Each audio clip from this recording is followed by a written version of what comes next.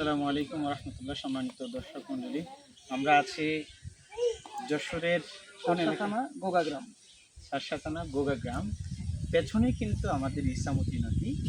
আমাদের অর্ধেক নদীর সীমানা কিন্তু বাংলাদেশের, আর অর্ধেক নদীর সীমানা কিন্তু ইন্ডিয়া। সামনে ওই পাশে হচ্ছে বিএসএফ ক্যাম্প আছে, আর এই বিজিবি ক্যাম্প। এটা হচ্ছে বিজিবি ক্যাম্প। হ্যাঁ, আমরা আছি তো এখানে। যদি দাঁড়িয়ে অথবা বসিয়ে, এই যে জায়গা, এখানে বসলে কিন্তু আন্তর্জাতিক বাতাস খাওয়া যাবে। কেন? এই জায়গা থেকে যে বাতাসগুলো আসছে কিন্তু ভারত থেকে, ইন্ডিয়া থেকে না, ইন্ডিয়া থেকে না, ভারত থেকে না, ভারত থেকে না, ইন্ডিয়া থেকে। তাহলে ইন্ডিয়া থেকে যেহেতু বাতাস আসছে বাংলাদেশের এই পারে পড়ছে, মানে কি এটা আন্তর্জাতিক বাতাস।